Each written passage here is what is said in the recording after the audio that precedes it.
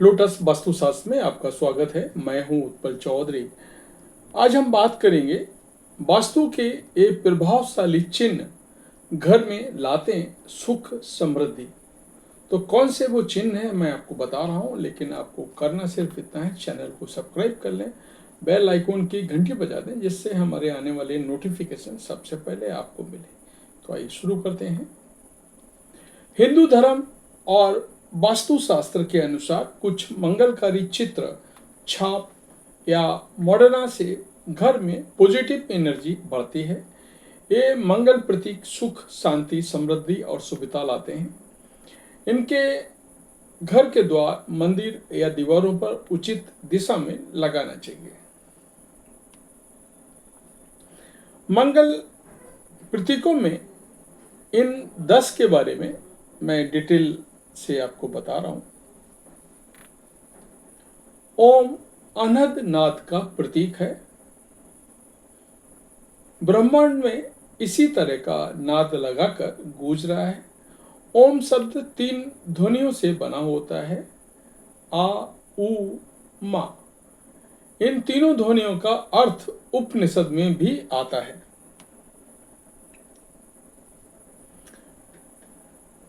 भू लोक, भुव लोक और स्वर्ग लोक का प्रतीक है। ये धर्म में हमारी आस्था को बढ़ाता है। तो पहला आपको मैंने बताया ओम। दूसरा है पंचशूलक। हल्दी के हाथ की छाप को पंचशूलक कहते हैं।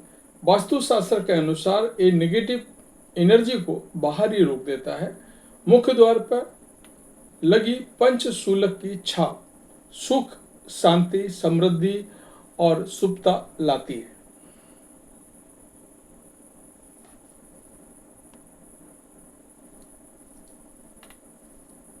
स्वास्तिक।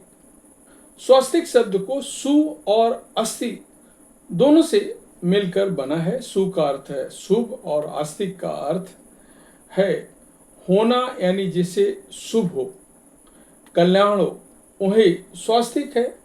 द्वार पर और उसके बाहर, आसपास और दोनों दीवारों पर स्वास्तिक का चिन्ह लगाने से वास्तु दोष दूर होता है और शुभ मंगल होता है। इससे दरिद्रता यानी गरीबी का नाश होता है। अगला है कमल। हिंदू पुराणों के अनुसार कमल के फूल की उत्पत्ति भगवान विष्णु जी की नाभि से हुई थी और कमल के फूल से ब्रह्मा जी की उत्पत्ति मानी जाती है। कमल के पुष्प को ब्रह्मा, लक्ष्मी और सरस्वती जी ने अपना आसन बनाया हुआ है। कमल का फूल जल से उत्पन्न होकर कीचड़ में खिलता है, परंतु वह दोनों से निर्लिप्त रहकर पवित्र जीवन जीने की प्रेरणा देता है। कहते हैं कमल के फूल की ही तरह सृष्टि और इस ब्रह्मांड की रचना हुई है और ये ब्रह्मांड इसी फूल की तरह है।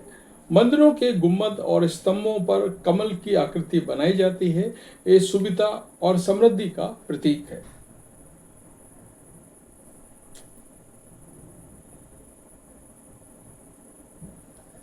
त्रिशूल। त्रिशूल 3 प्रकार के कष्टों, दैनिक, दैविक, भौतिक के विनाश का सूचक भी है। ये महाकालेश्वर के 3 कालों, वर्तमान, भूत, भविष्य का प्रतीक भी है। ये बुरी शक्तियों को रोकता है। कलश।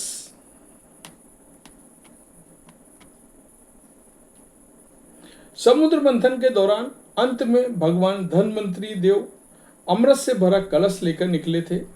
एक कलश उसी का प्रतीक है। कलश को सुख, समृद्धि, ऐश्वर्य देने वाला तथा मंगलकारी माना जाता है। कलश के मुख में भगवान विष्णु, गले में रुद्र रूप में ब्रह्मा और मध्य में देवी शक्ति का निवास माना जाता है। कलश में जल होता है, उसके मुख पर श्रीफल लगते हैं। जल विष्णु और वरुण देव का प्रतीक है और श्रीफल माता लक्ष्मी का प्रतीक माना गया है। ये स्वागत चिन्ह है जो द्वार के दोनों ओर लगाया जाता है।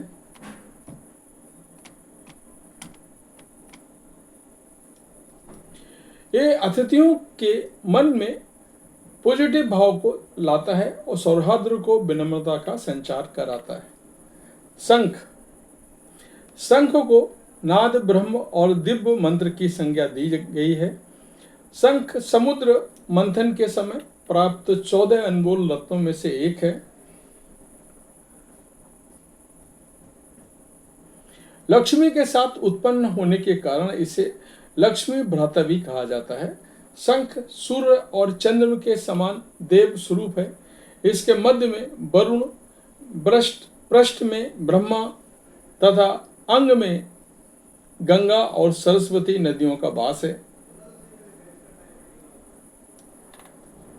दीपक, सुंदर और कल्याणकारी आरोग्य और संपदा को देने वाला दीपक समृद्धि के साथ अग्नि और ज्योति का प्रतीक भी है।